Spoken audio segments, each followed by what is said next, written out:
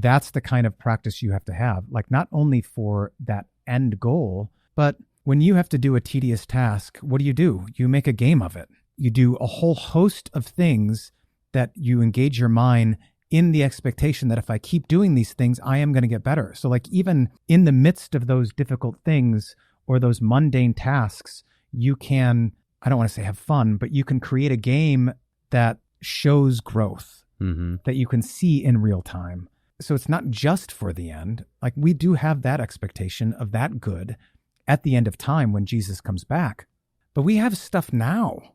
And sometimes we overlook those good things now because we think then, well, I have that anyway. So why should I work on these things? I would just be mad. Like, why can't it just be easy? Why can't I start a project and it just go the way I have it planned in my mind? That has a lot to do with my own skill level, my own patience.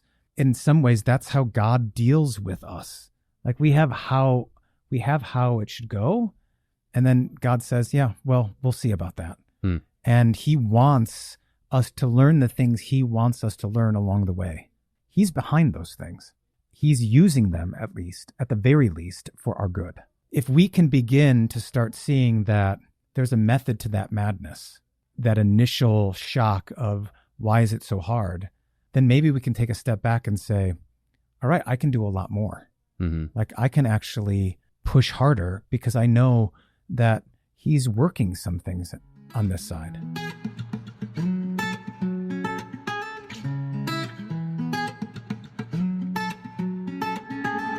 We are very excited to let you know that the Lutheran Institute of Theology, LIT, is in fact now live. So that means that you can go to lutheraninstitute.org, and there you will be able to now access our first 4 courses. So that includes the video lectures, and includes the PDF, which includes discussion questions, key takeaways, key terms, things like that, along with the quizzes and the certificates as you complete those courses. So again, you can now find those live at lutheraninstitute.org. We thank you for your prayers and support throughout this process, and we hope you enjoy. Cheers. And you just have to kind of decide, I'm going to do the hard thing. And, but that also takes some time and research, which is also painful and requires work to like, what needs to happen? And I just think we're kind of thinking, oh, well, I'm just going to carry out these basic duties on Sunday, and not really looking at the broader picture, like what's wrong? What isn't being communicated? What needs to be, that kind of thing. And actually putting our hands to the plow and working at it. It's just work. Yeah. Are we live, by the way, Bennett? Okay, we are live. All right. Okay. And we're here with Jason Braaten, and you're a pastor in Central Illinois. What's the church you're at? Immanuel Lutheran Church in Tuscola. In Tuscola. Yeah. Okay, Central Illinois. And then you host the podcast on Goddestin. I do. Which is very well done. I enjoy that, especially the, looking forward to the readings for the next Sunday. Yeah. This year we're doing the 1 year. We've switched over to the 1 year lectionary, which I was very excited for, and there's just so many good resources. Yeah. And listening to that podcast is just a great way to get the wheels spinning on Monday. I'll do it when I work out on Monday. Yeah. And it's just great. It just kind of sets the tone for the week. Yeah, that was I didn't think I was going to do a podcast. But Ramirez, he has a way of getting you to do things that you didn't know you were going to do. So he's like, Braaten, you guys should start a podcast. I'm like, hey, that's a great idea. Like, who's going to do it? And he goes, I don't know. And then he talks to Peterson and Eckert and says, you guys need to do a podcast, and I think you need to have Braaten do it. So they all came to this meeting that we always have once a year. And they're like, I think we should have a podcast. And Peterson says, and Braaten should do it. And then everyone agrees. And I'm like, I don't even know what I'm doing. So they twisted my rubber arm, and we started in, I think, 2018, and just kind of been growing from there. So you're coming up on 7 years. Yeah. I mean, I've learned a ton. I mean, it's great to talk to a whole bunch of, as you probably know, a whole bunch of really smart people I kind of like being the dumbest guy in the room because I learned so much. It's the most interesting. If you're the smartest guy in the room, like that's boring. It's boring, yeah. Yeah, like you've got to force yourself to be interested. But if you're not the smartest person, then like there's just a wealth of knowledge that you can kind of bask in for a period of time. And so, I mean, guys that are, experts or not even experts, but have dabbled, it's just fun to talk to these guys and, learn from their experiences, learn from, what they've learned along the way, and then learn all kinds of things. I mean, from a breadth of topics. I mean, it's not even stuff that I'm necessarily like trained in or ever would have thought about. But, just really helpful, insightful, practical things. And by the way, we're at the Bugenhagen conference right now, which is a great conference. It's the best one. Yeah, we were here last year. That was my first time, and it's an absolute blast. Great speakers, good camaraderie. We did some interviews here last year, so we're excited to do that again. Bennett, can you hear the noise in the background? Is it picking up? Okay. There's a lot of talking and stuff. That's kind of ebbing and flowing around us. So if you hear that, that's just they're getting ready for the conference, so people are coming in right now. Yeah. So one of the main areas that we're going to get into is, and you've presented on this at conferences and such. So that's kind of what we were talking about early on, was facing adversity. Yeah. How to deal with, some of the issues of burnout and things like that. But then, productivity, I think, flows from that, pushing back against sloth, which I think is maybe one of the most pertinent of the 7 deadly sins. So I'm excited to kind of dive into that again. But I do want to dive into the podcast here at the beginning and just, so what, over the last 7 years, have there been things that you've kind of maybe not fully changed your mind on, but because of these conversations, because of the exposure, it's maybe kind of sharpened certain ideas, or maybe it's kind of moved the needle on the way that you think about certain things? I mean, I think the big thing is teaching and preaching sort of on sanctification, like actually telling people what to do.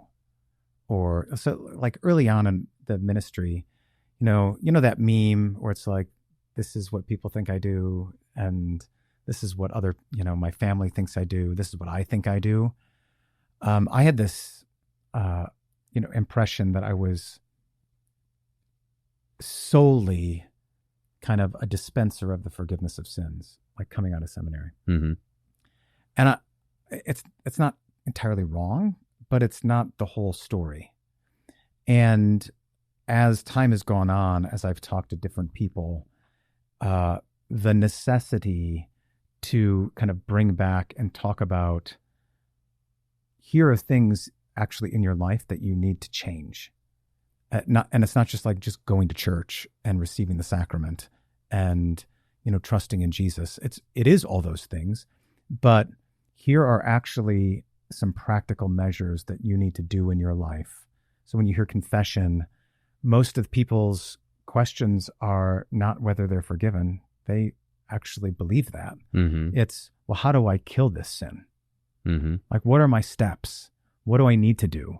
And actually spending some time searching the scriptures and finding ways to help them navigate the actual practical side of mortifying their flesh. That was a huge surprise to me.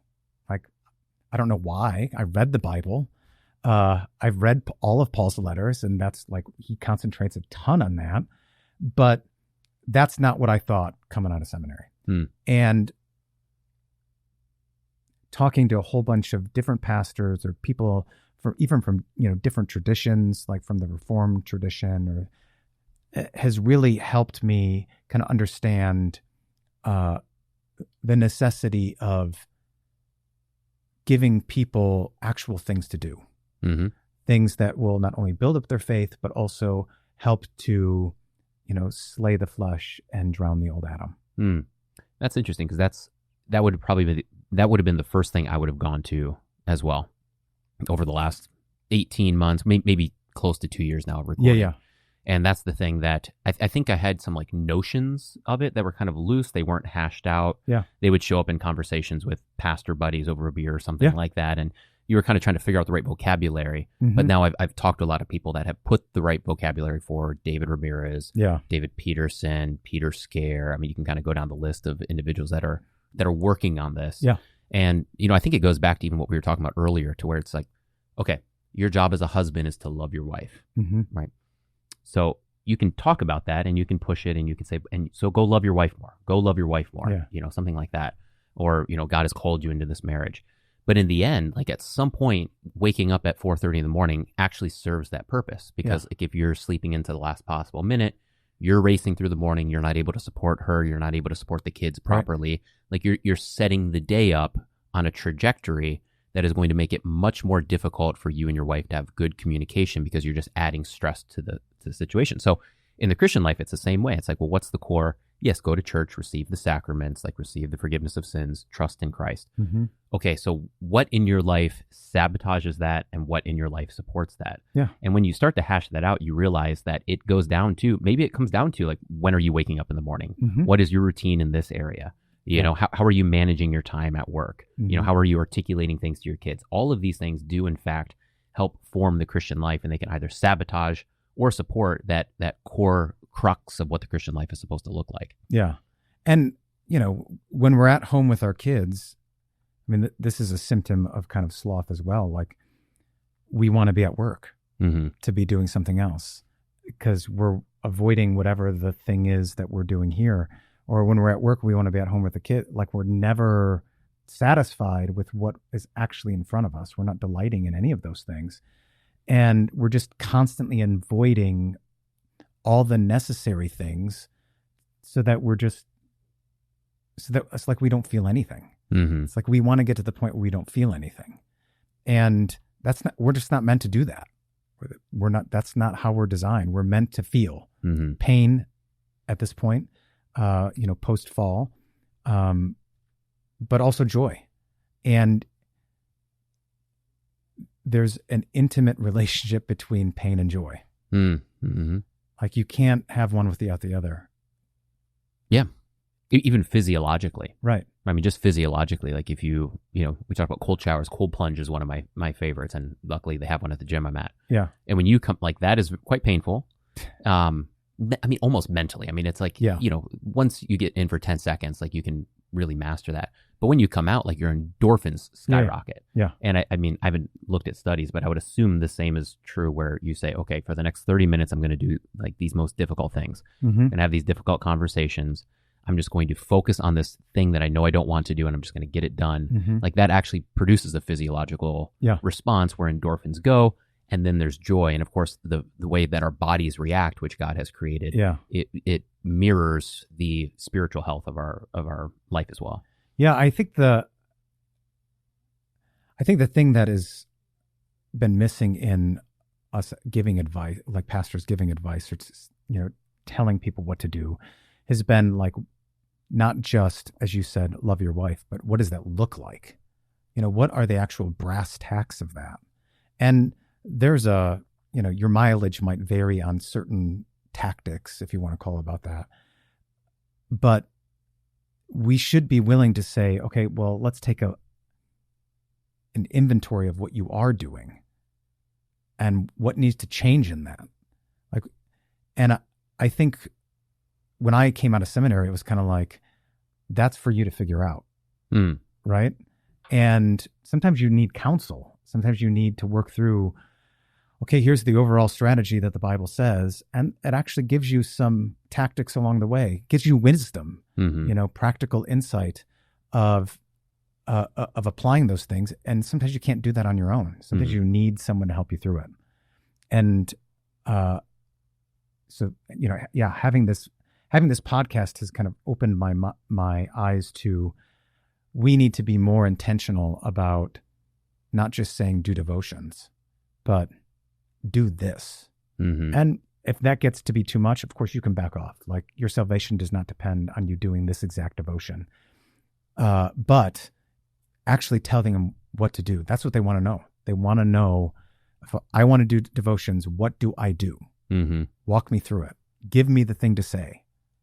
And as they grow in that, become more comfortable in using those things,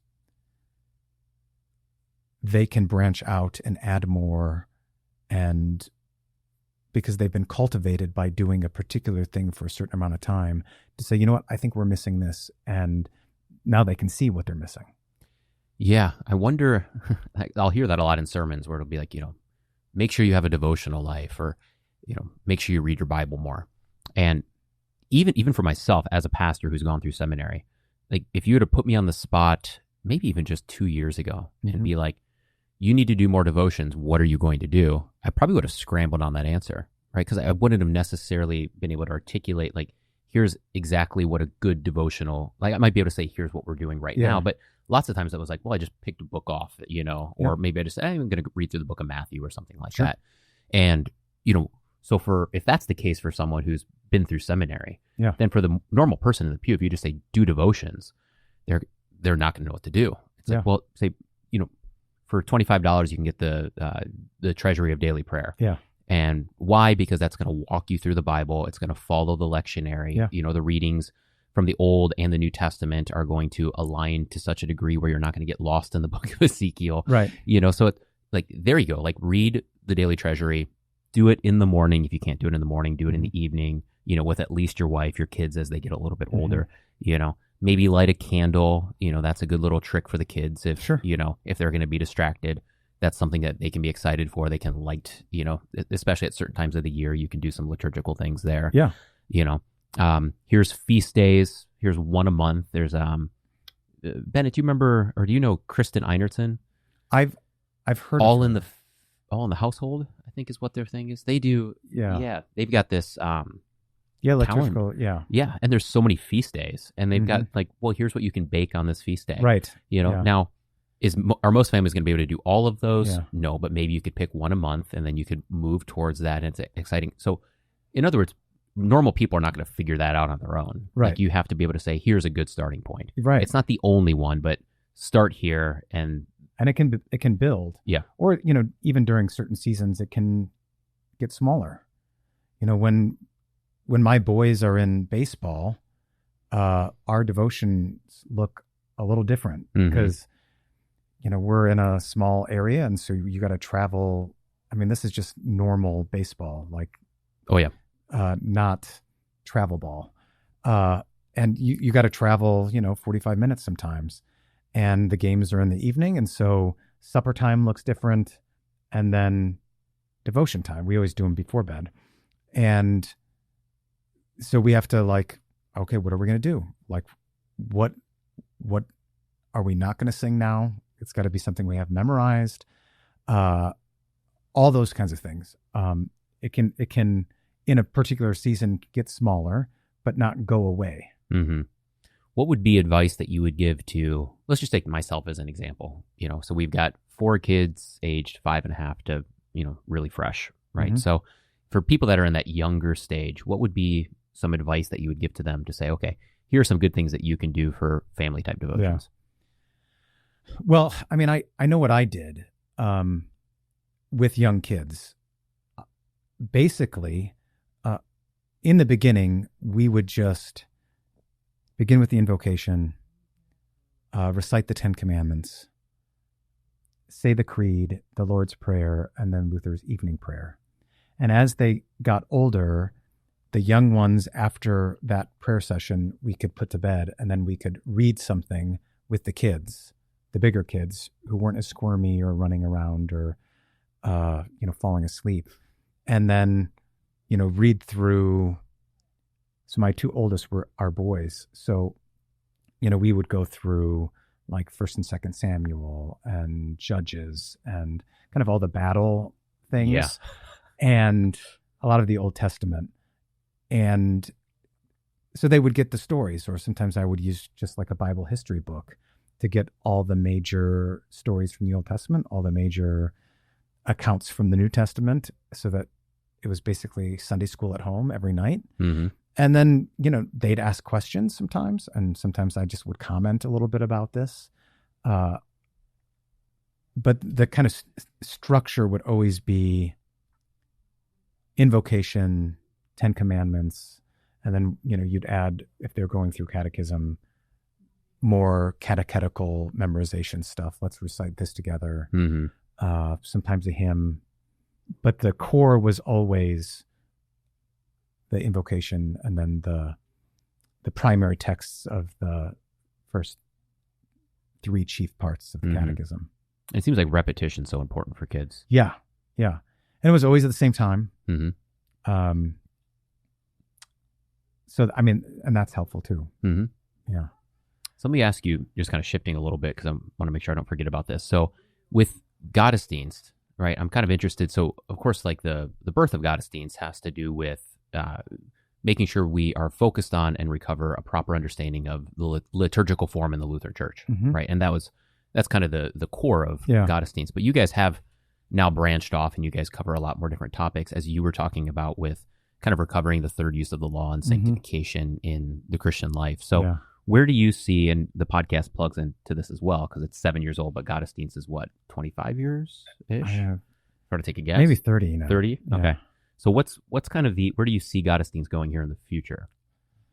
That's a good question. I mean, I think I would say, even in the past, the focus of Gottesdienst was surely recovering the liturgical heritage of the Lutheran Church.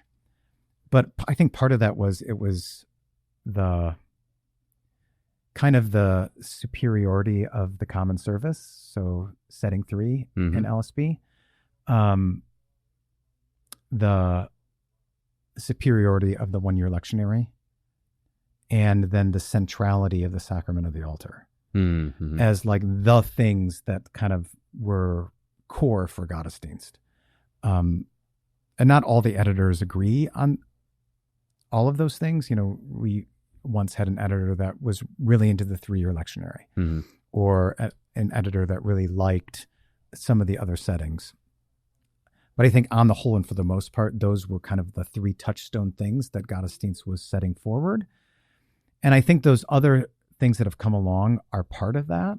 So, you know, like the preaching of the third use of the law, you know, as you're looking at the 1-year lectionary and you're finding resources, you're reading Luther's sermons, you're reading Gerhard's sermons or Walther's sermons from those texts, you begin to see, like, I'm not preaching the way they preached. Like, they definitely will have some sections of exhortation on, you need to be doing these things. Like, I didn't do that, right? I love when Luther ends a sermon and he's just like, and you guys need to do da-da-da-da. That's enough for today. Yeah, that's right. You know, he just ends the sermon like exactly. That. And so it's one of those things where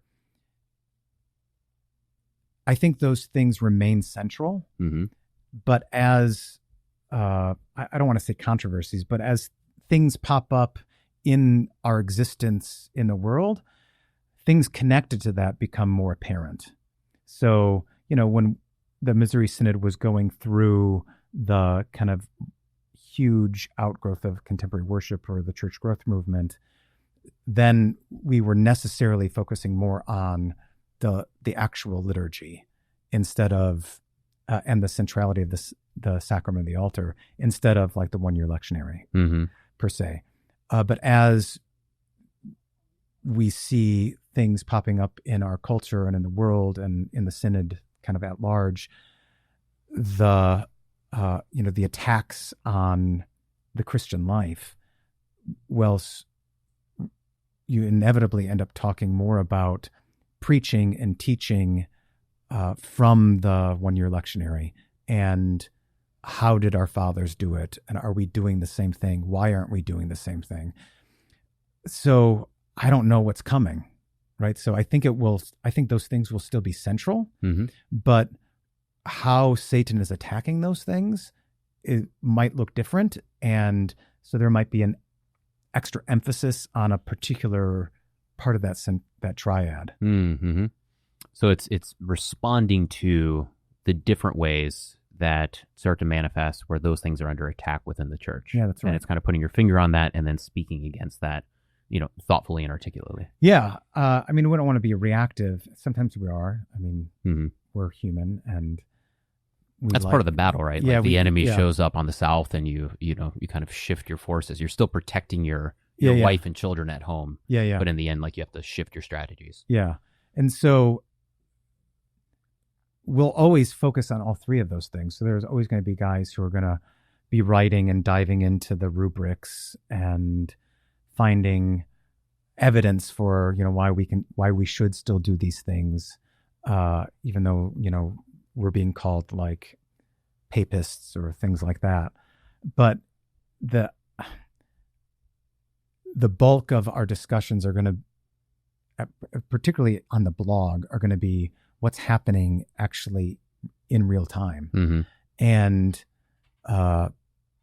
so the blogs, it's a different thing, and the podcast is a different thing. I don't think I could talk about the liturgy, for 52 weeks a year. Mm-hmm.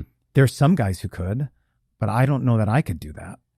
And if they want to start a podcast, they should, right? I mean, we'd love to have that support of more content getting out there. But it's just kind of like what's going on, what's happening in the world, and what needs to be responded to that is revolving around those things. So have you guys gotten a lot of pushback over the years or attacks? And if so, what have those looked like? I haven't felt it as much. I mean, every once in a while, if we're talking about like preaching the third use of the law, I thought you guys were talking about the liturgy. Mm-hmm. I thought you were devoted to that. And so, I mean, that's kind of constant, mm-hmm. right? Sometimes we get pushback when we highlight things that people don't want highlighted, things that are happening in probably particular parishes or things like that. But I mean, I don't have a recollection of having a lot of pushback. Mm-hmm. And we got some pushback when we did our series of podcasts on like the large catechism that came out a couple of years ago.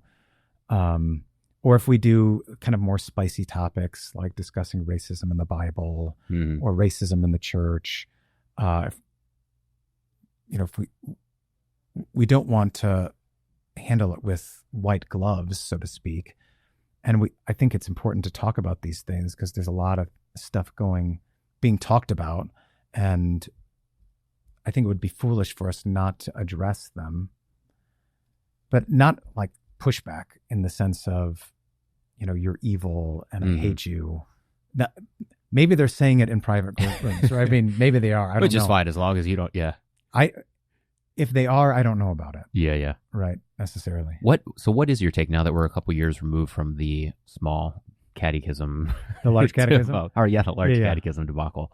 What's kind of your take now? Because I think you guys are on the forefront of having a lot of interviews and discussing and kind of dealing with the details. So, and maybe briefly also just kind of describe what that controversy was about and then kind of where your take is today. Yeah. I mean, it's hard to say exactly in one line what the controversy was about. If I had to say it and describe it in kind of one term, it was the spirit of the age or the spirit of the world, like trying to apply these things in a way that was, and I think that I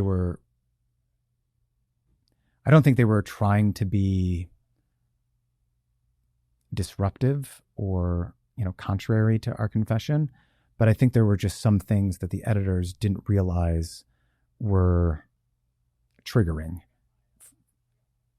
at least within the younger culture within the Missouri Synod. Like, you can't talk that way because this in the younger generation doesn't mean the same thing that you think it means, or things like that. Mm. So I think there were some things there. Obviously, there are some things that were out and out false that, we shouldn't speak about things that way. Particularly surrounding like grading sins or refusing to grade sins. In our age, to say all sins are the same isn't communicating what people think it's communicating. Mm-hmm. Right? They think they're saying, yes, in God's eyes, all sins are damnable. But that's not what they're actually saying when they say all sins are the same. What they're saying is it doesn't matter. Mm-hmm. Or that's what they're communicating. And so I think there were things like that were said that were misleading as a best construction. Yeah. And I mean, so then also like women authors, I think that was a big thing. Mm-hmm. But real quick, back to ELCA authors and things like that. Real quick, back to the grading of sins, though. I mean, there's an aspect to where like that's pushing back against that is kind of objectively wrong, unless you make like a hyper clarification where you're just saying that all sins are damnable, right? That's what you have to say. Yeah. Like you have to say all sins are damnable. But what we're saying is they're all the same instead. And we're trying to communicate that they're all damnable. And I don't know that that's what's actually being communicated. Like, yes, all sins wage death. Like the wages of every single kind of sin is death. And if that's what you want to say, then say that. Mm-hmm. But when you say all sins are the same, what you end up communicating is it doesn't matter. Yes. Like there aren't some that are actually worse for your neighbor or even worse for your spiritual salvation or worse for your body. That's a different thing. Mm-hmm. And so making that distinction and clarifying those things it is important. We have to do that.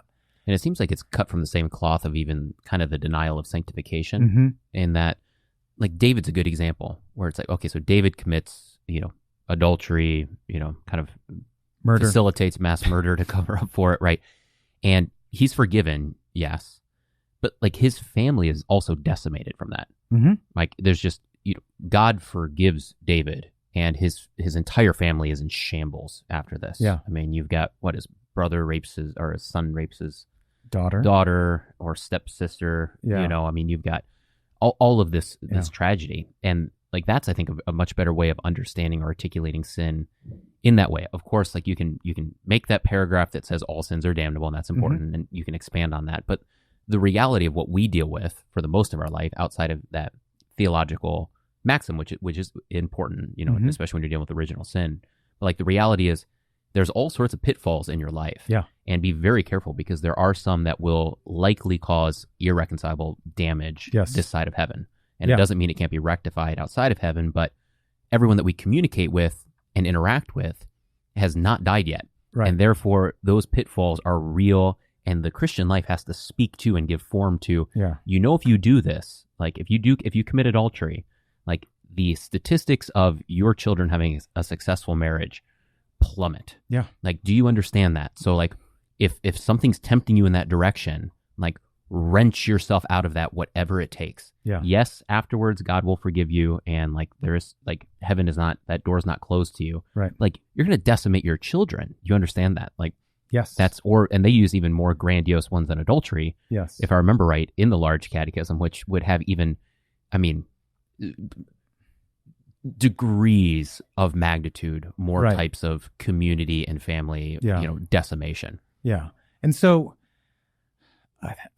we're still dealing with all those things, like just a failure to speak clearly about some of these things, a failure to make distinctions between here in time and before God in general. And we need to speak clearly about those things, about the contagion of sin. David's sin begins because he doesn't do his duty as a king. Sloth to your He original does not point. go out in the springtime of the year with his army, right? And that builds one on another. Or the thing with, Tamar and Absalom, right? Absalom, David doesn't deal with his other son who committed this horrendous crime. We're not talking about the sins of omission that lead to these other greater things. And so to talk about it just in terms of, all sins are the same in God's sight, yes, they're all damnable. But if they're not dealt with, like if we don't mortify them, if we don't take them seriously, it, as you said, decimates everyone around us, including ourselves. Mm-hmm. And that failure to speak with clarity on kind of that contagion the cancerous nature that it just like infiltrates and takes over, that's a problem, right? We have to talk about those things, and we have to be clear about those things, that there are some things that are worse here in time because of the damage that it does. Mm-hmm.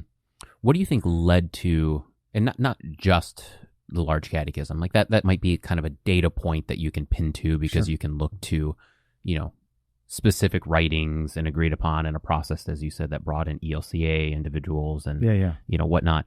So that might be like a good data point. But I think that showcases that there was kind of a shifting in thought that took place for a long period of time, Mm-hmm. that went about third use of the law is one aspect, maybe cultural appeasement is another, kind of losing maybe some of the biblical language. I mean, what do you think led to that type of movement within the church?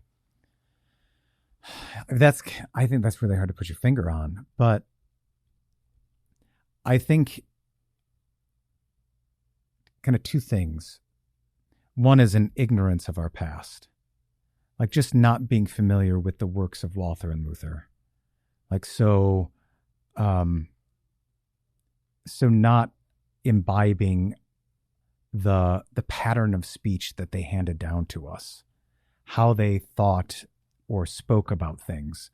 So, when I got to the seminary, right, they gave me a tour of the library, and it was the old library then. That's Mm-hmm. how long ago it was. And, the librarian says, if you don't know German, a quarter of this library is shut off to you. If you don't know Latin, another quarter is shut from you, like it's closed. And so it's great that we're having more and more things translated, but I think that there was just a time in which we weren't familiar with what our fathers actually said or how they handled certain topics. Mm-hmm. And that ignorance, that failure to know what they said or how they responded, led us to make up our own things based on what we did know. Mm. Right. So we take the sentiment that, all sins are damnable before God, and we're like, okay, we know that, but we don't know how they handled all the intricacies of things here in time. Mm-hmm. And so because we were ignorant about those things, we handled it in kind of an ignorant way. Mm-hmm. Not necessarily malicious from the point of view of Satan, the world, and the enemies of God, but not malicious from the people who were doing it. Mm-hmm. And I could be wrong on that. Maybe they were malicious. Maybe they were trying to kind of water things down. But I think it was just kind of ignorance of these things, and a return. Like, this is the great thing about what CPH is doing in so many ways is restoring some of these, the Lutheran divines, the Lutheran fathers, their writings, their dogmatic works to us, and then the church is surprised when, having read those things, they're like, hey, we've been doing it wrong. Mm-hmm. And let's reverse course, or what did we expect when we put our fathers' works into their hands and said, read them? And then, young guys start reading them, and they're like, we're not saying what Walther said. We're not saying what Gerhard said. We're not preaching the way Chemnitz and Luther preached or taught. And then wanting to return to those things. So I think it was kind of just like a sin of ignorance. Mm-hmm. Does that make sense? Yeah. It's the frog in the water is it's an age old, and it's, exactly right, in that we don't recognize the cultural assumptions because we're within them all the time. Yeah. Right? We breathe the same poisonous air. Yeah. And that's Lewis at the introduction to Athanasius on the Incarnation. Yeah. Lewis writes that, and he's like, for every one modern book you read, you have to read at least two ancient books. Yes. And his reasoning behind that isn't just, although I think he would also say this as well, it's not just that they knew more than we know, but it's that they're not breathing the same air. Yeah. And so you'll be able to see, like, you can go back to the church fathers, and you can go back and you can put your finger on, like, okay, here were some cultural issues at the time Mm-hmm. that infiltrated them. And you can pick out little pieces in your writing. And I'm not a big fan of standing on a pedestal as, bryan.stecker, who barely, knows the biblical languages enough to like do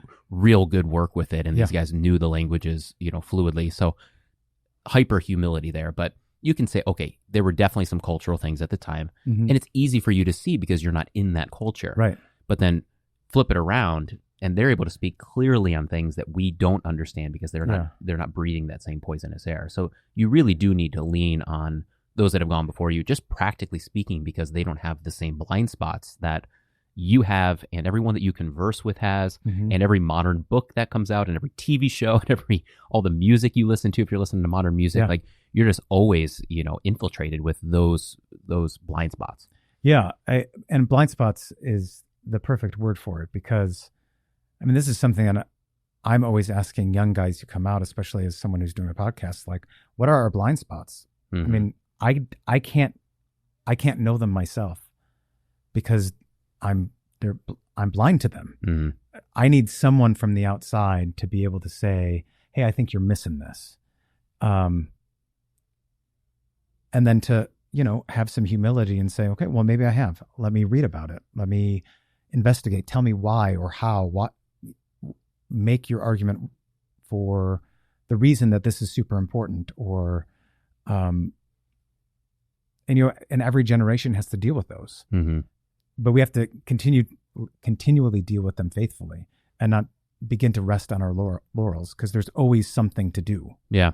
If there's one virtue I think everyone should strive for, I mean, I guess it's humility, which is one of the, if you're going to deal with like the 7 deadly sins. Virtue, yeah. I mean, humility is not a formal one, but it flows from charity. You just need to be excited to be proven wrong. Yeah. And if that's your approach, and I think that's something I don't think I've always had that, but at some point I adopted it. I think probably when I went to SEM, it was, the circles I ran with before were very similar to me. So it was, you're much more competitive and like, okay, we all do sports. We're all studying business. So like we're all competing, and you kind of think like, okay, like I can hang with most of these people in these different areas. Then I went to SEM and I didn't have pre-SEM. I didn't have and I immediately knew, okay, I'm a low person on this totem pole. Like these other individuals have read massive amounts more. So I quickly kind of pivoted by necessity, but then I learned to enjoy it. Like it's so much better to have an idea and have someone knock it down and then give you a better idea. Yeah. Like that's what growth looks like. Yeah. And curiosity. Curiosity. Yeah. And if you don't have that mentality, that's where you just become old, you become kind of, stale, and you kind of miss not just the times as like something that's cutting edge, but you miss the healthy movements that are taking place in the church where hopefully we're shedding things that maybe we've spoke about incorrectly, we've emphasized in the wrong kind of order, and it's a beautiful thing to just continually be moving and proving wrong. Be like, yeah, 2 years ago I thought this, and that was a really dumb idea. Yeah, I mean I think that's the problem that we're dealing with now, is we respond to people's complaints. I think, in synod and synod leadership as well, but even in our parishes, we don't cherish having complaints.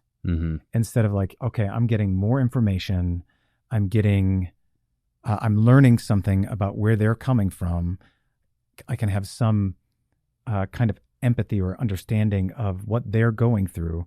Instead, we just want to tamp it down. And so like, all the controversies with the large catechism, the young men in the world or in our church, no one is curious. Why are they saying the things they're saying? Why would you think that way? No one's asking what are the reasons. Instead, they're just saying, you're wrong, please stop doing this.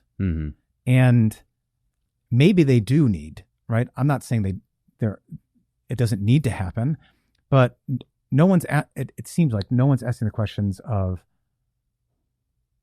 what are the reasons for this? Like, what are they experiencing that I didn't? Like, I know very well that the America I grew up in is not the America that my children are growing up in.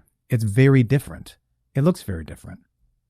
That doesn't mean that there aren't similarities. That doesn't mean that I have nothing to teach them. It doesn't mean that I have nothing to learn from them, but that there's no way to come together. but there has to be kind of like some recognition that it's not the same place. Mm-hmm. And what are they seeing that I'm not seeing? Because I grew up in a particular time and still view it from that particular standpoint. Mm. And just that lack of curiosity to try to figure out, it seems like we're just making assertions, and I love assertions, but there's no conversation. Yeah, the point of an assertion is to have it then tested Yeah, to see yeah. if it can be proven wrong. Right? Exactly, right. And not just kind of having actual real conversations with real people instead of like yelling loudly into the world, that all things are awful. Mm-hmm. I mean, we all do that sometimes, but I actually want to try to find solutions. I mean, I don't think I can fix everything, but I want to be a part of the solution, not of just complaining. Mm-hmm. And or preserving for the sake of preserving. Yeah, exactly. Mm-hmm. Well, it's like in the Beatitudes, blessed. And I wouldn't use this translation if no one would ask me to, but I wouldn't use this if I was translating like a new Bible, but it's almost like lucky or happy. Yeah, fortunate. Fortunate. And it's like, well, fortunate are you, if you're meek, if Mm-hmm. you're lowly in heart, or is that lowly in heart? Mm-hmm. So it's like, and how unlucky and unfortunate are you if you don't have that? Like, what's the meek person do? The meek person is willing to be proven wrong. Mm-hmm. They're not soft, to your point, but they're going to kind of stand their ground, but they're also willing to maybe be proven wrong. How unlucky are you if you're just like so dead set on defending yourself, on proving that you're always right? Mm-hmm. It's like, what a bummer. Yeah. Like what a boring life if that's your type of mentality, where like your entire life is oriented towards protection of yourself, protection of your honor. It's like, that's what an empty life. Yeah, you're that Pharaoh drowning in the Red Sea. Mm-hmm. You have a hard heart. Yep. If you have no meekness. Mm-hmm. Or, any of the scribes, Pharisees, chief priests. Or Saul. Yeah. That you have no sense of, hey, maybe I don't know it all. Mm-hmm. So you said earlier there were maybe two things. I don't know if you can remember what the second one was. That was probably 15 minutes ago. Yeah, that's all right. So the first one was kind of the fact that there's this poisonous air we breathe, and it just kind of seeps in, and we don't even recognize it. That sometimes, well, we had Louis Marcos on recently, and he said it beautifully. He was talking about different topic. He was talking about the kind of the repudiation of reading Greek mythology and reading kind of just like the Western tradition, So he said he was dialoguing with someone who said like they won't read fiction. And the guy said, well, I don't read fiction because I'm a Christian. And Louis Marcos was like, no, you don't read fiction because you're a modern. Yeah. Right. But in this guy's mind, like he conflated Christian and modern. So he called it Christian, but really it was a modernist type of revisionism that he had adopted, and he thought it was Christianity, but it was really just the air that he was breathing. Yeah. So, that's kind of that first one that seeps in. So we say and do things that we think we're doing in the name of Christianity, but really it's all these other kind of data points that press themselves in. Yeah. And then, so I think the second one we actually covered is the not following up and asking why. Okay. Yeah. Right. So we have this general ignorance of what our fathers had taught because either we didn't read them, we had the languages and we didn't read them, or we don't have the languages and it was closed to us. But then not following up with looking around and saying, instead of just tamping down the complaint or trying to put out the fire, exploring it. Mm-hmm. Like, what are the reasons behind this? To be curious about it and actually to talk about it instead of just relying upon some kind of authoritarian no. Mm-hmm. Right?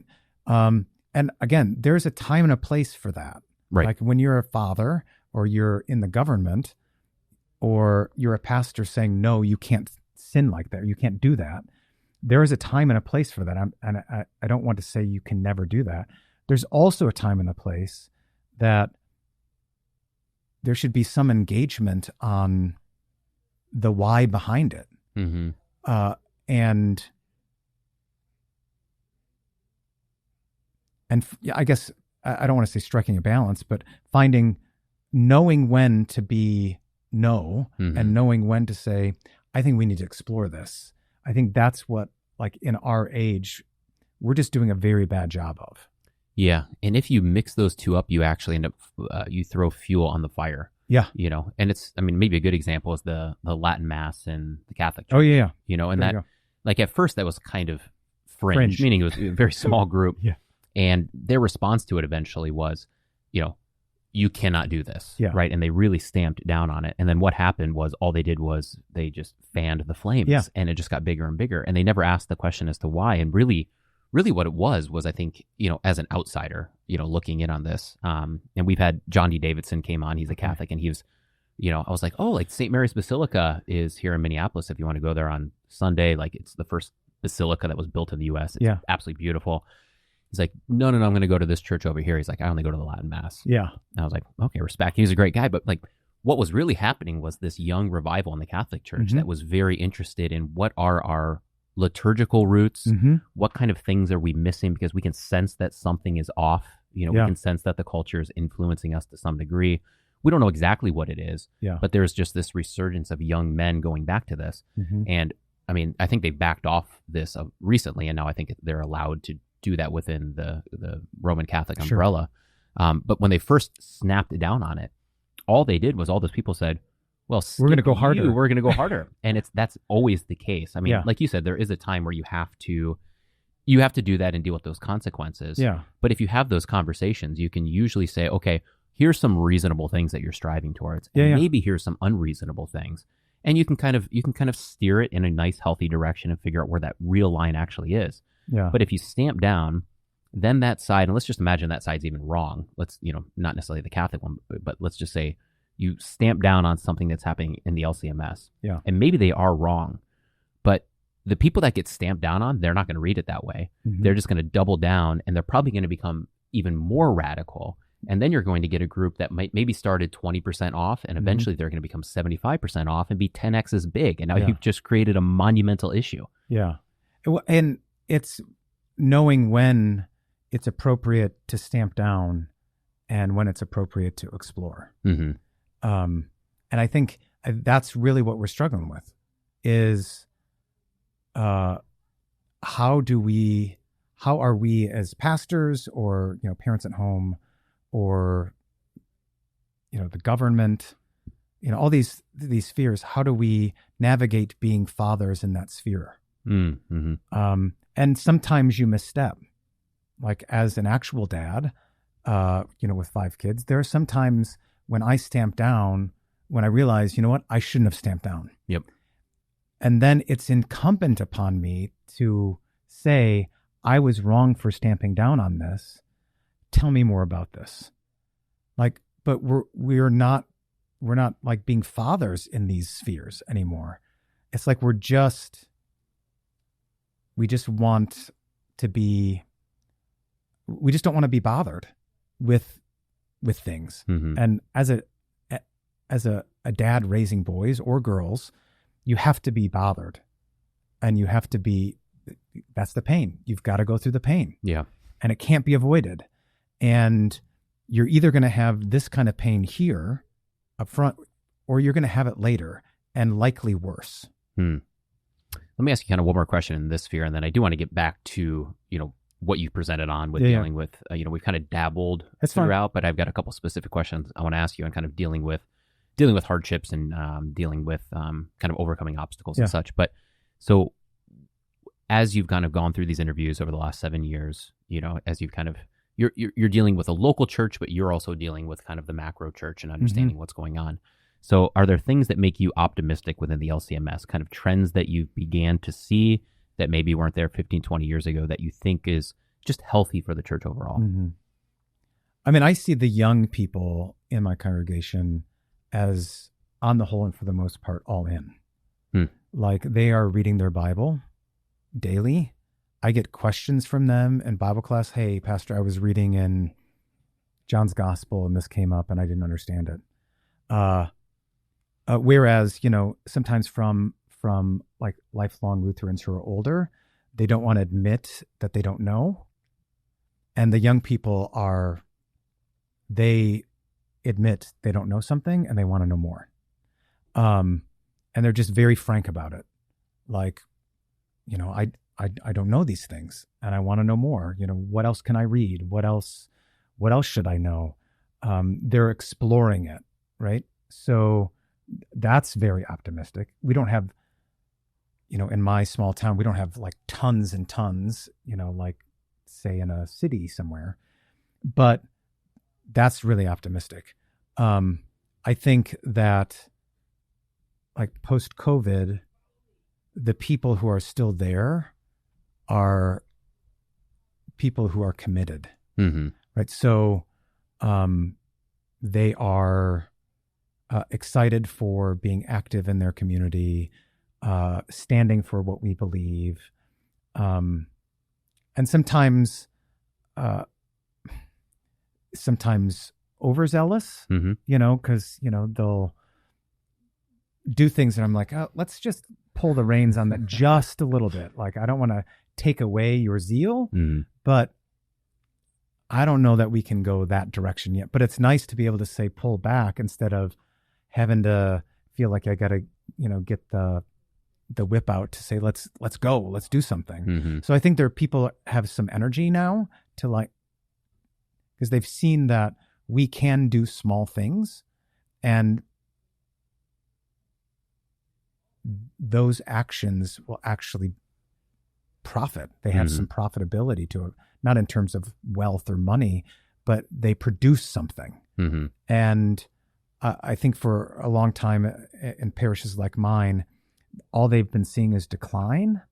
And though we still have people dying and we're replacing them, so it's not like decline or even growth, it's like super growth. They're seeing staying connected just to who we are and becoming reacquainted with those things, with our doctrine, knowing the scriptures. I have lots of opportunities to share what I believe every single day. And I didn't see those things or those opportunities before. And now they're taking the opportunity. Like, I'll get questions like, so I've got this neighbor who says this to me. Like, I didn't know how to respond, but so like, if this comes up again, how should I think about this? And how should I talk about those things? What are some conversational tactics that I don't have right now that I can use or that I can keep with me? And so I find that very encouraging that the people who are there are there. There's something to be said about the 300 Spartans, or the 300 with Gideon. That there's something about if you can get just a couple people that are really passionate, they're all in and they're oriented in the right direction. Like, you can do more with one or two people than you can with 100 people that are, they just want to sit on their hands, right? And that's not to say that we don't want those second group within the church, but if you can have a couple of those other ones, you can do a ton with those people. I mean, it's absolutely amazing. And one anecdote that kind of gets to what you're talking about, and this is certainly not to disparage anyone, but we had one of our elders meetings, and we just brought in a young guy, and I think he's maybe 24, 25. And he's someone who's just been hyper active in Bible study. His questions are on point. It's just he's very, very interested in theology, and we were having a discussion on something, and he kind of piped in. This is his first meeting, and he immediately he's like, well, if I'm correct, like in the Augsburg Apology, it phrases it this way. And he's like going through the Augsburg Apology, and then he went to some other writing, maybe by Chemnitz or something like that. And I was like, well, that's really beautiful. Like, within this discussion, this young gun is thinking through what we're talking about, and he's thinking about it through the lens and forcing us all to bring it back to the lens of what do our confessions say and some of our best historical documents. And that's something, and I don't want to say that no one else does that. Right. We've got great elders at our church, but that's great to see. And especially for someone like if you're, in your 50s or 60s and you look and you see this young gun, that's like, okay, if we're going to make this decision, let's make sure we go back to these documents. Yes. And he's not going to just mention the idea of it, but he's actually already done it. Not even prepping for this meeting. It's not like he knew this topic was going to come up. Like that should light everybody else up to say, okay, if we're going to have these discussions, we all need to be prepared at that level, because if we want to have a voice that should be heard in these meetings, we should also be prepared in the same way. And that can raise everybody up if you just get a couple people that are oriented in that direction.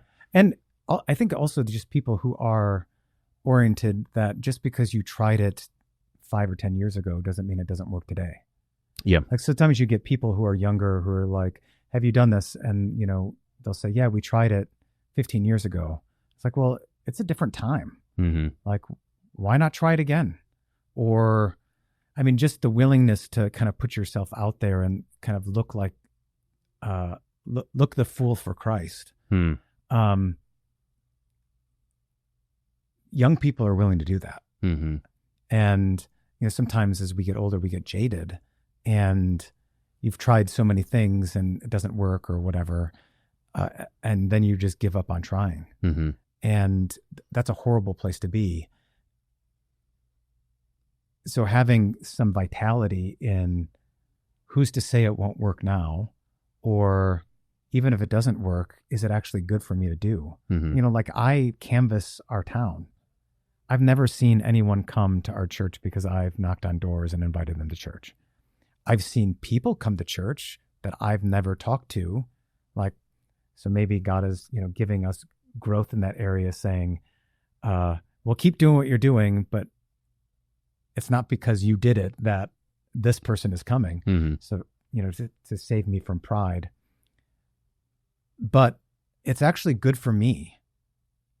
And sometimes that's like we miss out on what is actually profitable about something. We think like the bottom line, whether it's like budgets or how many people are in attendance, but maybe just doing the work of, sweating my tail off, knocking on a door, talking to a complete stranger, introducing who I am. This is the church that I belong to. Is there anything I can pray for you today or in the future? Sometimes the door gets slammed in your face. Sometimes they're really disinterested. Sometimes you can have a 15, 20-minute conversation with them. Mm-hmm. Like that's actually good for me. And we've written it off because no one comes from that. Yeah.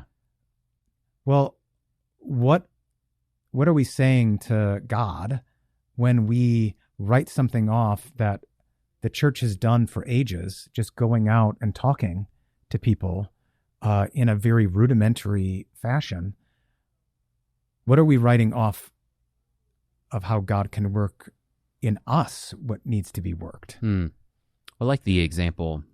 I wonder if I heard this on the Goddestin podcast. I don't know, but it was with the rich man and Lazarus, which wasn't that long ago. Yeah. And, I think one of the interesting points is that like Lazarus, the poor man who's there right outside the house of the rich man, like he's actually put there as a gift to the rich man. Right. Because here is actually an opportunity for the rich man to use the things that has been given to him to go and help the poor as a way that will actually help mold him. Yeah. So his kind of dismissal of the poor man is also a dismissal of God's gifts. Right. Right. So in other words, like if you kind of frame it in that way, and that's not the only point in the whatever that teaching is, but that's certainly one of the aspects of someone that you can go talk to, or just doing the next hard thing, or doing the next right thing. Whatever comes of it, fine.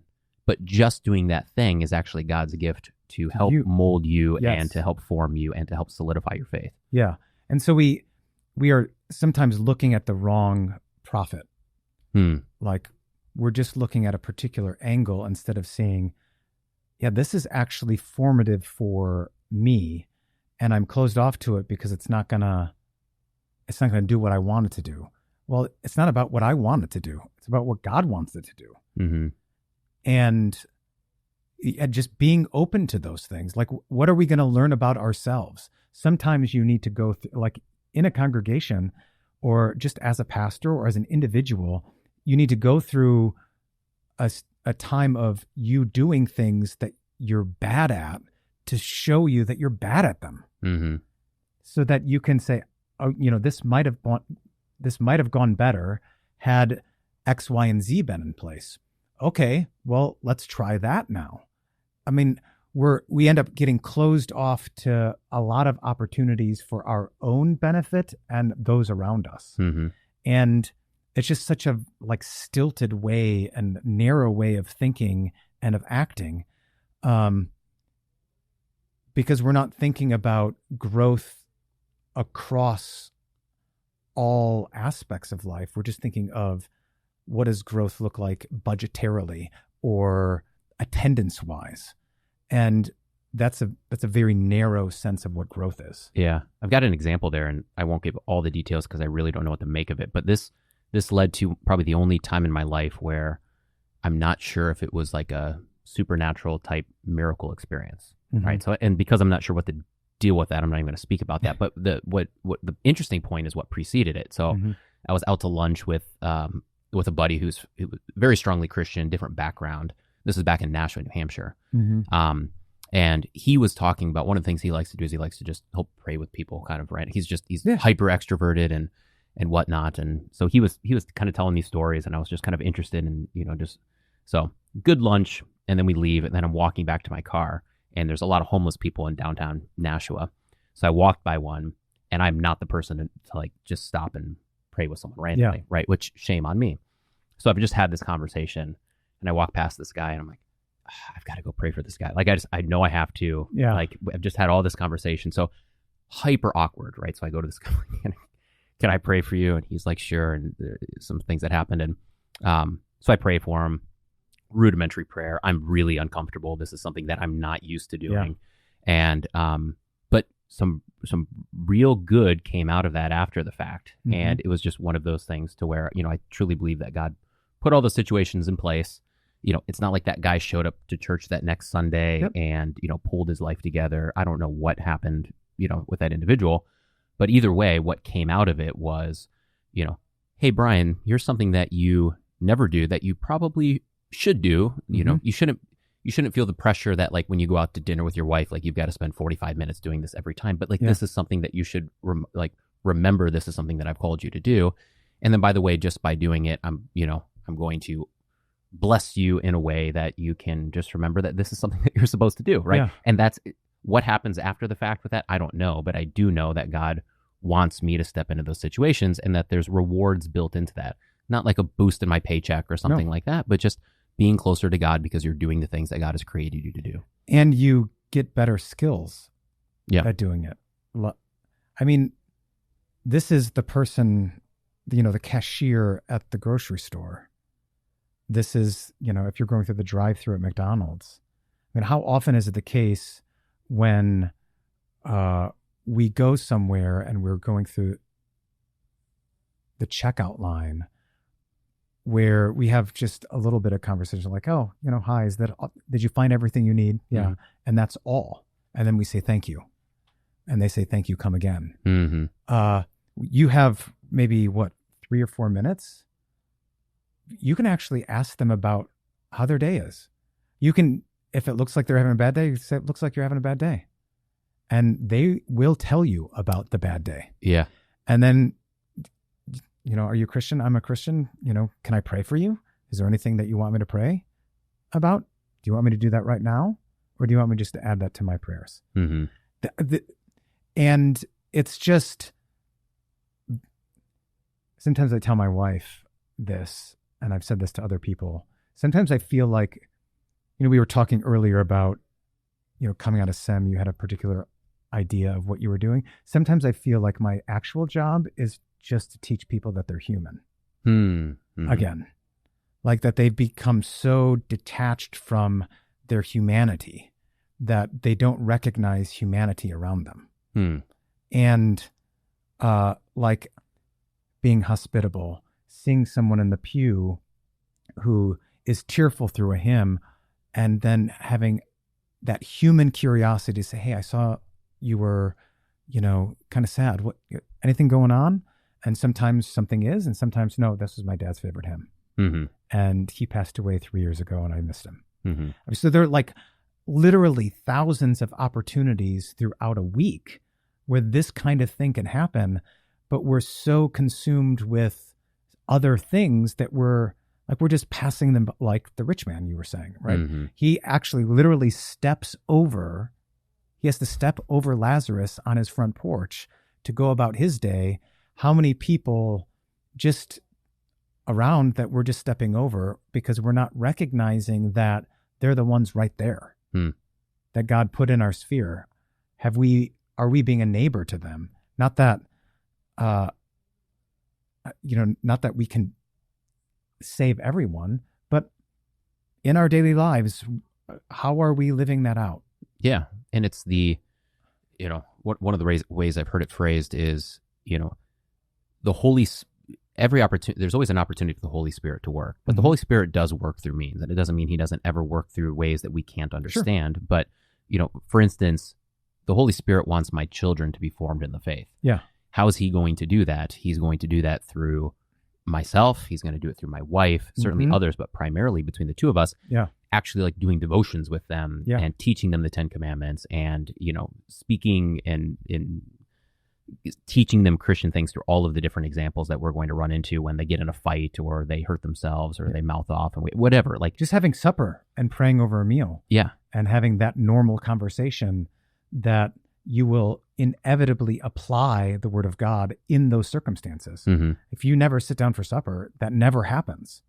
Like you are taking that interaction completely off the table. Yeah. And then that's the same for as you go through your entire life. As you said, like you're in the line at the grocery store or whatever, you go into the office and someone's there that's, clean, it's the janitor that's cleaning. And it's like you want to get, because you've got 10 things you want to do, but maybe even just a 3-minute conversation could go along. It's an opportunity to allow the Holy Spirit to work in that situation. Yeah. And as you said, there's hundreds of data points and opportunities throughout the day. Yeah. And are we going to capture all of them? No. But can we capture more than what we're doing today? Correct. Yes, there's a great spiritual practice to strive towards. And knocking on doors kind of opens your eyes to like, what's stopping me from doing this when I pay for gas? Mm-hmm. Like, I'm not knocking on a door, but I'm already there. What is keeping me from that? And so now I learned something about myself. I am uncomfortable with it, or I'm too much in a hurry, and so I'm not noticing. I mean, there's a whole, it's legion, the reasons, right? But even though no one has come to church because of me canvassing, it has opened my eyes to a whole plethora of opportunities that I don't know that I would have seen had I not deliberately gone through and do those things. Mm-hmm. Now, maybe somebody else doesn't have that same experience or that same mileage, but I'm thankful that someone said, you should just start doing this. I'm like, okay, this is never going to work. And it's done far more than I could ever imagine if just people started coming. Mm-hmm. I mean, other opportunities like that are, well, as you know, mostly we hear complaints. But we've started trying to just always say thank you, like to things that are normal. Like, so when, we have a pool in our town, and we had recently gone to another place that also has a pool, and noticed that the lifeguards at this other pool we were at were very inattentive. We didn't complain we called our pool and just said, I'm sure all you hear are the negative things. But we're just really thankful that our lifeguards are so well trained, that you guys care for our kids in such a way. Kudos to you for doing these things. Like, we can do this for a ton of stuff. Like all the stuff that's going, like 99% of our days go right. And it's like the 1% that's wrong, and we focus on the wrong instead of like, I'm going to give thanks for all the right things and actually tell the people who made the right things right that they did it well. And that's human, right? Yeah. I like that recovering the notion that you're human. Yeah. And you're surrounded by other humans. Yeah. And I mean, I'm sure it can probably sound pretty cheesy, and I'm sure I'll see some comments about this, that it is cheesy. Granted, it is cheesy, but doing that is helpful for them, but it's actually reminding us of the things to be thankful for, right? Because otherwise we can get so curmudgeonly about all the things that aren't right that we're not noticing the things that are, and how can we go about starting to make them better instead of just complaining? That's good.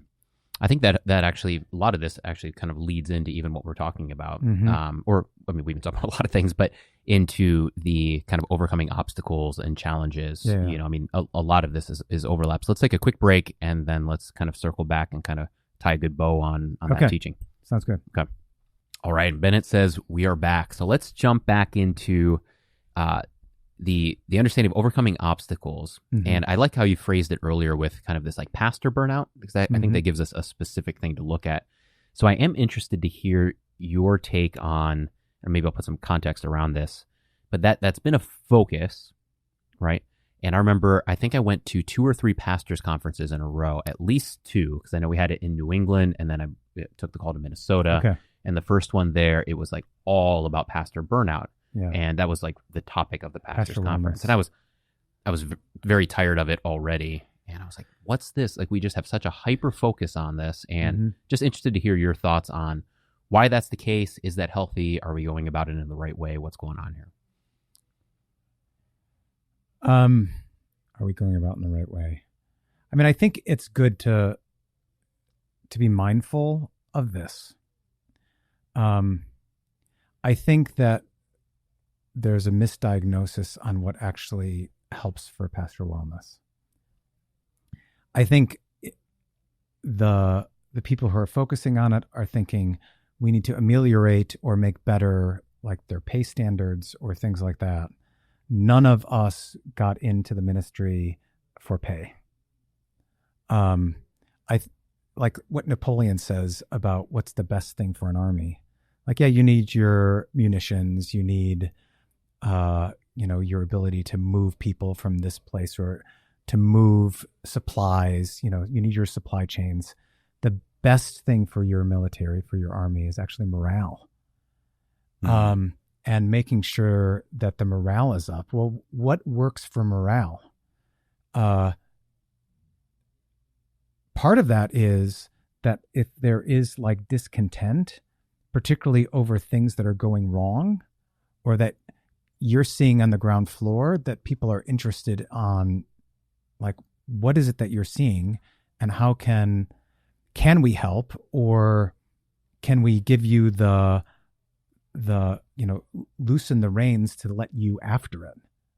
And I think that's actually part of the problem, is that we have so much of like trying to control the narrative or control this or that, instead of just letting people like off the leash and say, just go.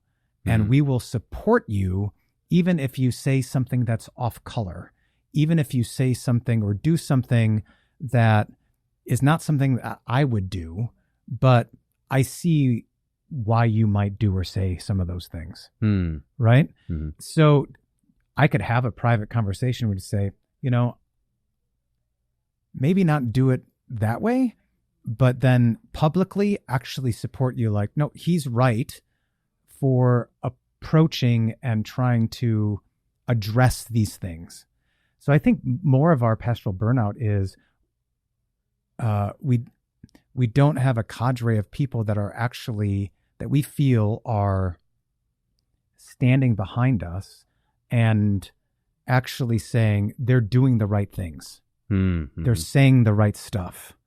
Like, more pay would not make me feel better at the end of it.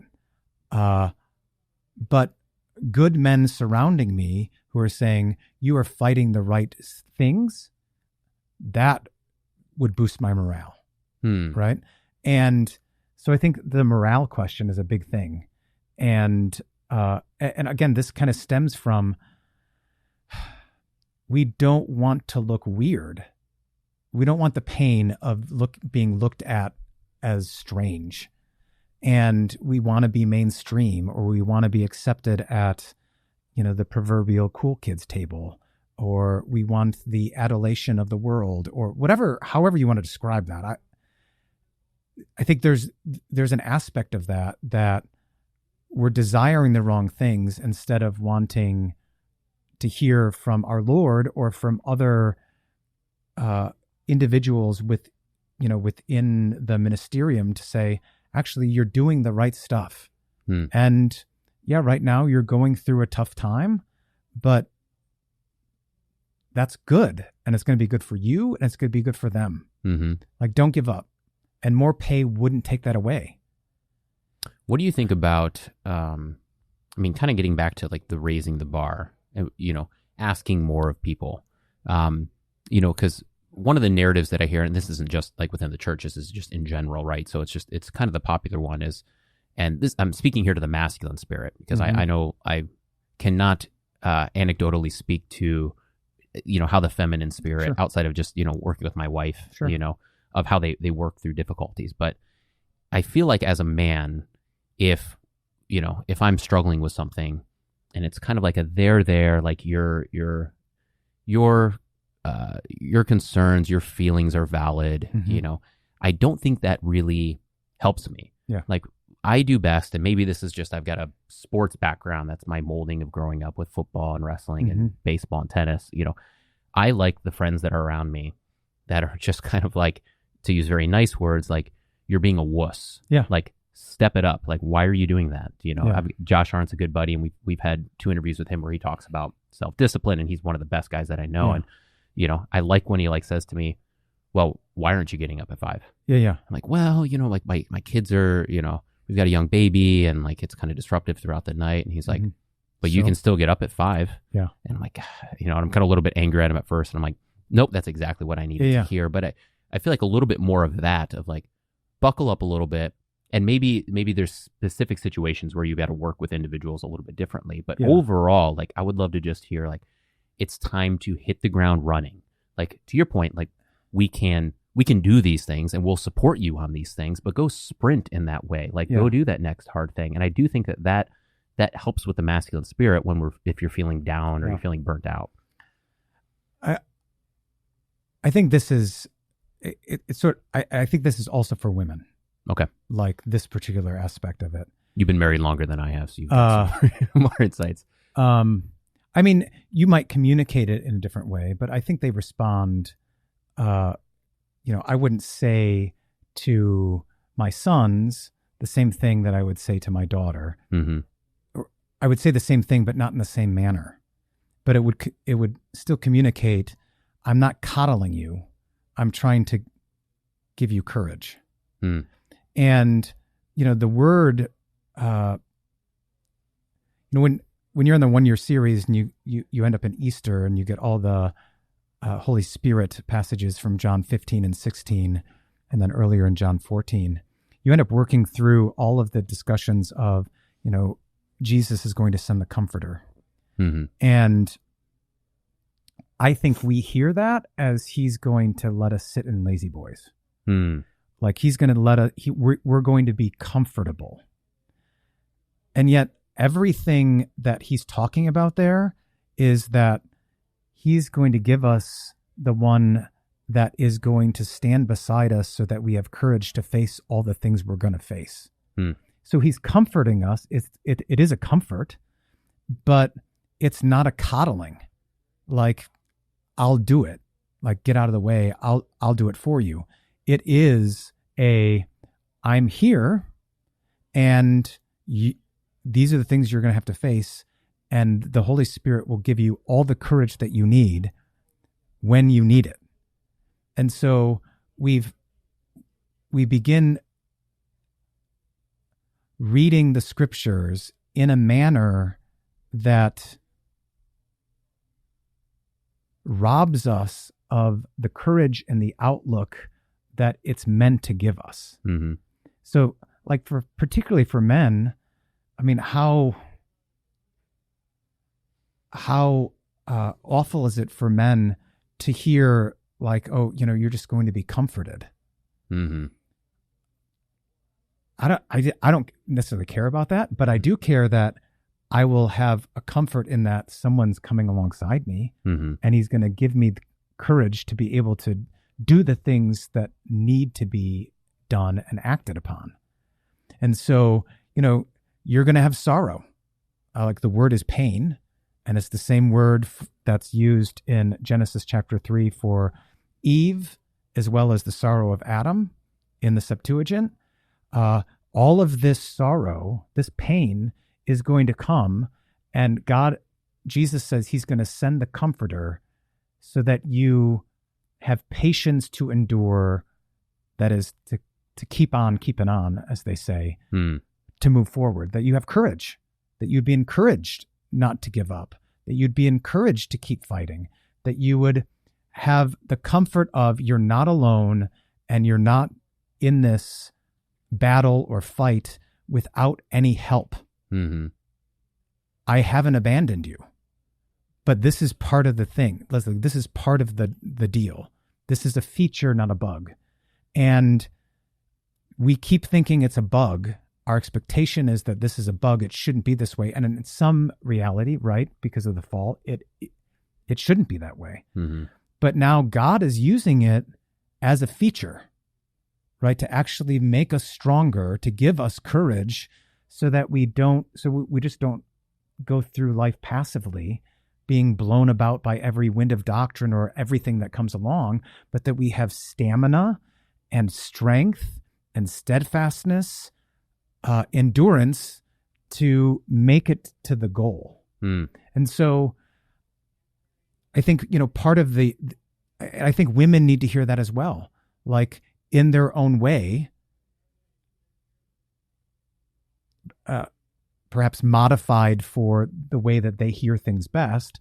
But I think my wife would be encouraged if I spoke that way to her, like, the Holy Spirit didn't come to coddle you.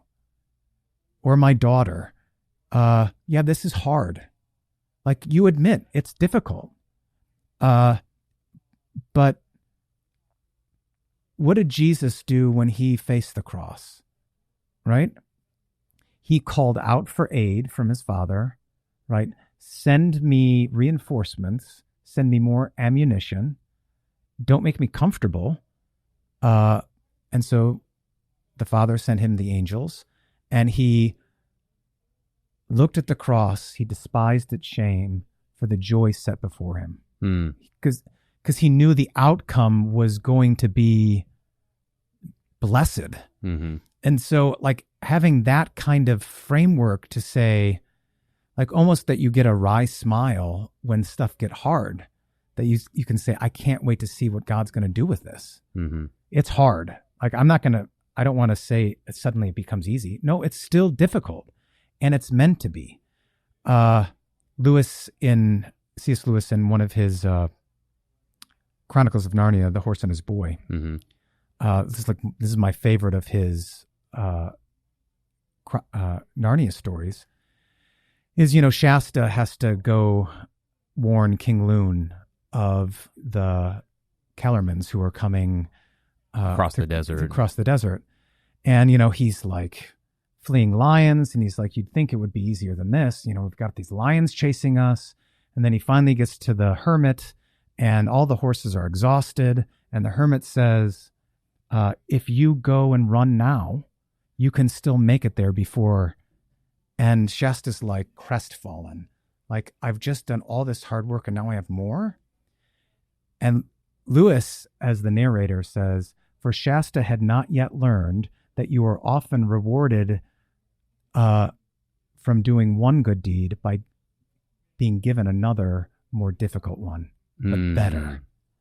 And I think, like, that's the thing that we're missing is God is actually our Father. Like, our fathers, this is what Hebrews talks about. We can look at their discipline in hindsight and rejoice in how good it was for us. That our fathers actually reward one good deed that we do with something that is more difficult, but better. Because he's promoting us. Like, oh, you've done that.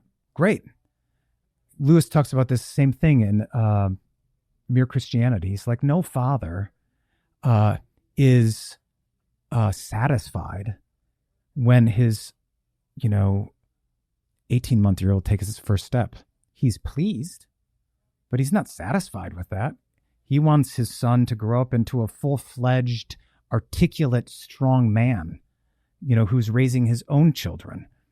So our Father is easy to please, but difficult to satisfy, because he's going to keep pushing us and pulling us to do the next promotion. But we tend to look at like the comfort passages and even the gospel as some kind of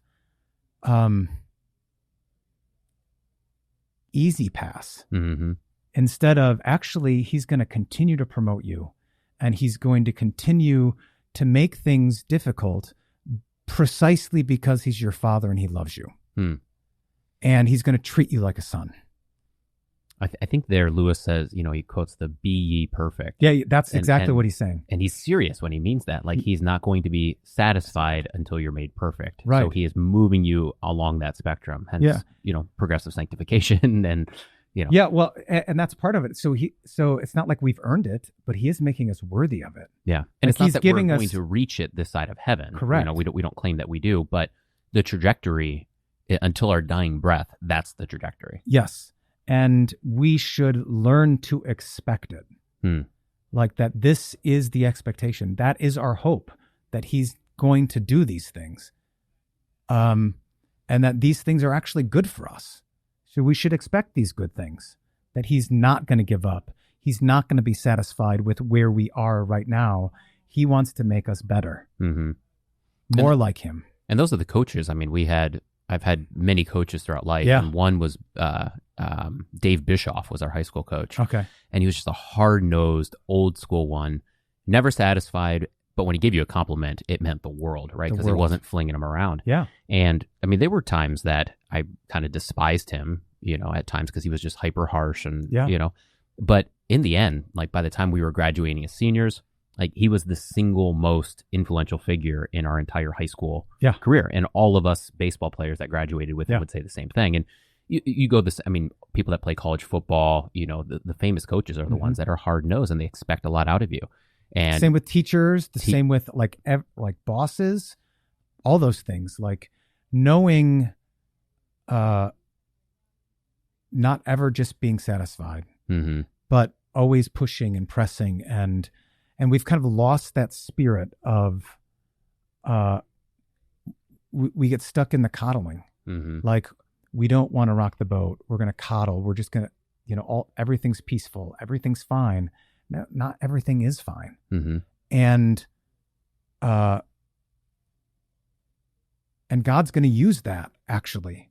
It's actually going to be good for everyone involved if we don't close ourselves off to it, but remain open to it so that he can do what he's planned to do with it. And that's where like men and women, right, flock to something like David Goggins. Yeah. Who's, articulating that and, living it out with his daily life of like continually pushing, expecting more. And it's Goggins, it's Andrew Tate, it's Jocko Willink, it's Jordan Peterson before he got weird.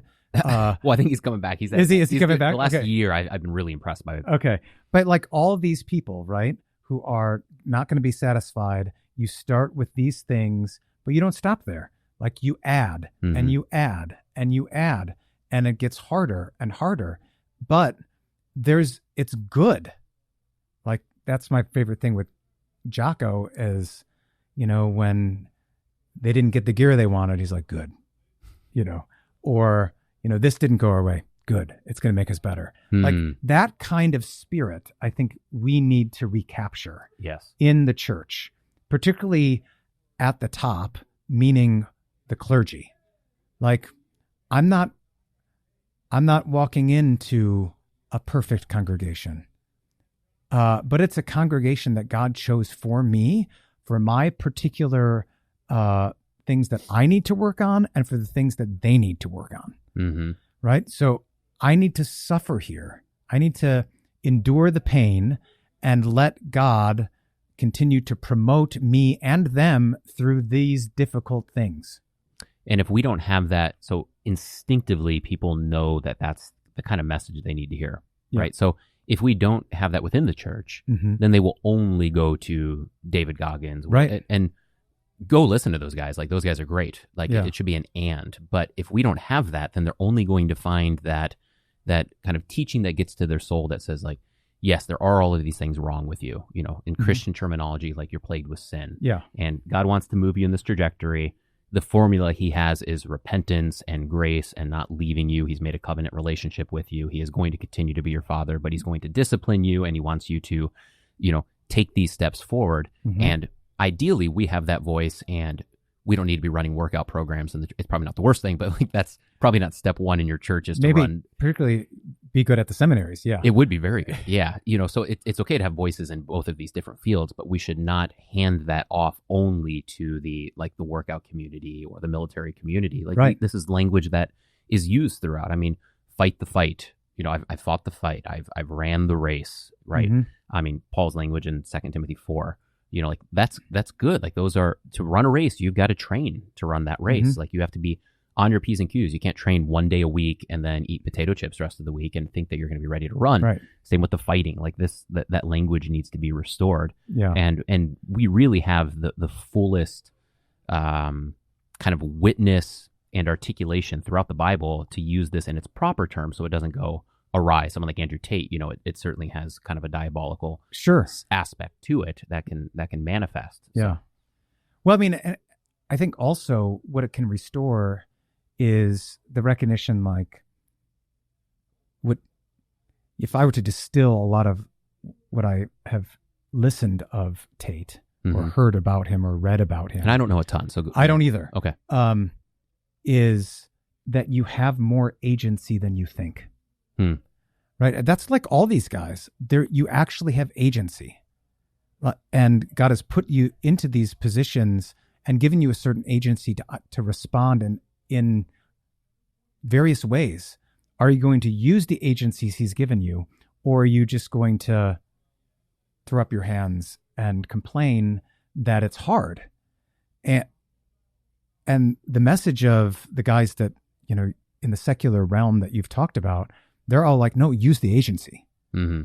And what I hear, or what I kind of sense from the church, or even from my own past, that the church has kind of just said, well, you're forgiven. Instead of saying, yeah, you're forgiven. And that is actually the very thing that should give you the confidence and the courage to use the agency that God has given you. Just like our doctrine is not given to us as an excuse to be inactive, it's the very reason to do things. Mm-hmm. Like our doctrine of election is not an excuse that we don't have to evangelize, but it's the reason that we can be confident that God's going to bless it. And we tend to view it in terms of, like, how do I get out of the work, instead of how can I re-engage? Mm-hmm. How can I reevaluate and recalibrate to get back into pushing forward? And that's the kind of spirit that I want to have, and that I want to display to my members as an example, so that we all have times when we don't feel that way. Mm-hmm. So that when I have that time, I see my sons or my elders who have that same spirit that was like, that's right. So this goes back to that morale. Like, right, they're with me. We're moving in a direction. We're heading there, so that, yeah, we're not alone. And we have this morale, and we can keep pushing even at times when we're not, like when you're working out with someone and they start yelling at you to push harder, right? Mm-hmm. The coach is doing the same thing, or whatever the case is. That's the kind of spirit I'd like to see kind of come back, mm-hmm. To challenge us. Yeah. I love, we just watched the Tour de France just finished yesterday. Okay. It's my favorite event throughout the year. It's the best. I won't go down the rabbit hole, but it's just, go check it out. The strategy, the teamwork, the players, the physical demand. It's unbelievable. 21 days of racing. Any one of those days would kill most of us. And they do 21 days and they have 2 days of rest in there. And it's monumental. But you watch that and you just watch these guys perform. And so this morning I did a Peloton ride. So they've got a Peloton at the first time I've ever done it. It's at the hotel we're at. And what they do, right? So you ride and they've got kind of these online classes and whatnot. And the instructor was okay, but he kept being like, okay, like take a break now. And it was like, he would push you a little bit, but then he would kind of tone it down. And I was like, no. Like, I want you to just, I want you to like burn me. Like, you know, and he's like, you should feel good. Like that was a tough climb. Like you should applaud yourself. I'm like, no. Like don't applaud me. Like yell at me and get me to grind here. You know, like, But one other thought I had, I want to circle back to something you said earlier. And I think this is important. You were talking about like, if our expectations are, I forget the wording you used, that, you know, difficulty is part of the program. It's not just, I forget the word you use, but it's not just like an exception to the rule. Yeah. You phrase it really well. Yeah. It's a feature, not a bug. A feature, not a bug, you know, and I think Lewis gets to this, and it might be Mere Christianity, where he's talking about the theological virtues. And he makes that point with hope, where he says, okay, hope is a virtue, and a virtue is something that you practice. Yes. So it's not just something that is, I mean, it is given to you, but you have to exercise it. But it's not just something that is there. It's not like you're a Christian, so you have hope, period, end of sentence. It's something that you have to cultivate. Correct. And one of the, I don't know if he uses this example here, if someone else does, but it's, no, I think it's or another guy, but it's like if you took two people and you put them in and you had them working the same factory job, and you'd watch and one person gets burnt out and the other one doesn't. And he says, all the difference in the world is they're making the exact same amount of money, but the second person believes that at the end of the year, they're going to receive $1 million bonus. So they're going to be looking at this job and be like, this isn't that bad. I can't believe this is all I have to do, and I get $1 million bonus. And the other person is like, oh, this is such terrible work, What's the difference? The difference is a perspective and a hope, right? So that within our Christian life, if we approach the difficult situations as exceptions, they're going to overrun us. Yeah. But one, if we think that it's part of the program and we expect it, and we understand that the reward that is built into this is the kingdom of heaven, not just given to us, but to those that we are, you know, running this race with, then that should put it in such a perspective where you can strive towards the martyrs type of mentality, where you're saying like, okay, my life is going to be taken from me. That's okay. What a small price for what Christ has given to me, right? Yeah. So it's just, hope is something that needs to be cultivated, and I think that plays in here. No, I mean, all of the virtues are something that needs to be practiced. I mean, the military, so the special operators in the military are, and I had just interviewed a guy who was a former Green Beret, who's now a Lutheran pastor in Michigan. Okay. And, you know, it's like one of my questions are like, you know, what are the things that you learned as a Green Beret that kind of actually carry over? And he said something that obviously makes sense, but you know, we're only good shots because we put thousands of rounds down the range every day. Like, it's tedious. It takes a lot of time. And we are constantly practicing the fundamental things over and over and over again. So that's like lots of push-ups, you know, like all those various things that make the special teams the special teams. And so often, like, we forget that. Like, what are the mundane, everyday little tasks that we have to practice all the time to ensure that we're in kind of like peak operating performance? And I think that's the kind of practice you have to have, like not only for that end goal, but when you have to do a tedious task, what do? You make a game of it. Like you try to beat your time or what you did yesterday. You compete against yourself. You do a whole host of things that you engage your mind in the expectation that if I keep doing these things, I am going to get better. So like even in the midst of those difficult things or those mundane tasks, you can, I don't want to say have fun, but you can create a game or a competition that shows growth that you can see in real time. So it's not just for the end. Like, we do have that expectation of that good at the end of time when Jesus comes back. But we have stuff now. And sometimes we overlook those good things now because we think then, well, I have that anyway. So why should I work on these things? And so we end up pitting the Word of God here against the Word of God there. Yeah. And so what I'd like people, and what I want to do myself, is what are the things that I need to continually be working on so that I'm a special operator in the pastoral ministry, right? That I just do the mundane, normal things that has to be there just by habit, because I've practiced it so much. And some of that is when you're in the midst of difficulty, rehearsing the fact that God is doing something for you even now. Like he's promoting you. He's making you better. He's getting rid of this weakness of yours. He's mortifying this part of your flesh or your sinful nature. He's active in it, and be expecting that he's going to do it, and it's going to be painful, but it's going to be good. And it's recognizing that there is a good here in time. And it gives you the ability to make sense of all of the situations that you're in. Yeah. You know, Dr. Joel Bierman he does a course on kind of virtue and ethics for Lutheran Institute of Theology. And one of the things he said really resonated with me. And he kind of gave the example of, he's like, a mother rocking her kid back to sleep at 2 a.m, you know, a little baby. Like God is working in that situation. He's using you to provide now for this baby that, of course, needs us in the situation, but he's also forming you.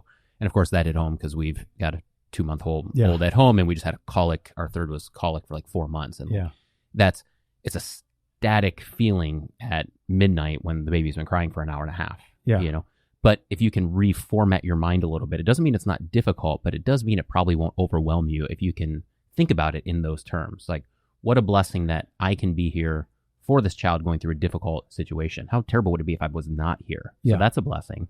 And then 2, God is using this to form me in ways that are going to help me, you know, carry out my Christian life for years and years to come. And if you can kind of think about all of those situations within that scope, zoom out a little bit from the pain that you're experiencing, it begins to make sense. It's a little bit of the Job thing, right? Where God's like, hold up, like, let's back up here. Like, have you seen Leviathan? Have you seen Behemoth? Like, you know, you put the 4 corners there. I mean, it's like, just zoom out a little bit. Where were you? Yeah. And then pain starts to make a little bit more sense. Yeah. And I've never encountered anyone who, say, struggles with patience, and then prays to God that they would learn patience, that isn't immediately or almost immediately put into situations that try their patience. Yeah. Or someone who deals with anger and wants to work on their anger that isn't put in situations where they actually have to think about their anger. So it's like, this is what Peterson talks about in terms of, Jordan Peterson, in terms of like exposure. Like you only get over those fears and those things by exposing yourself to them. And this is the same thing we do. Like, this is what I do with my kids. Like if I know they're afraid of something, I will say, look, I'm going to be right here with you, but you have to face this. Like we expose them to it to take away the mystique, to say like, this is manageable and you have agency and you only are afraid because you have no experience. And God is giving us experience, things like under our, putting something under our belt, you know, so that we can grow in his word and understanding and not be spooked by all the various trials and temptations and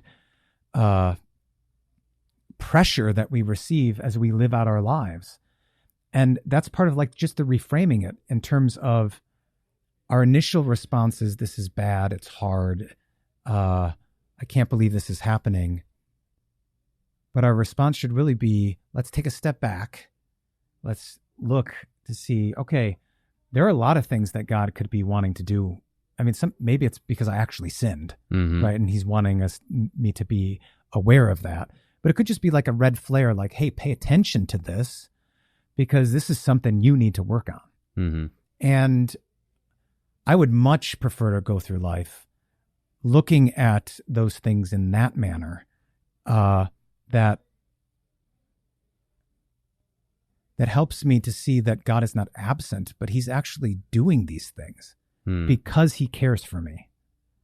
It's like I like to woodwork, and as much as I can, help repair around the parsonage and things like that.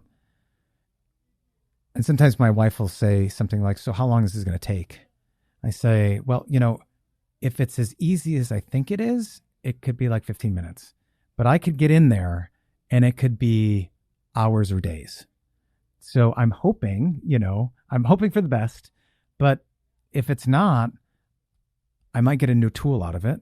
And that's good. But I'll learn a lot, like in terms of I'll get better skill at doing some of these things. And that's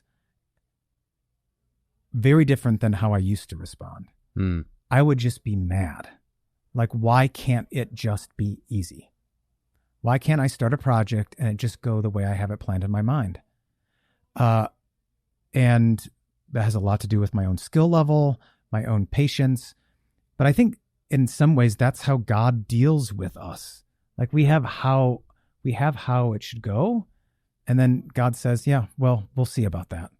And he wants us to learn the things he wants us to learn along the way. And he's behind those things. Like he's using them at the very least for our good. Mm-hmm.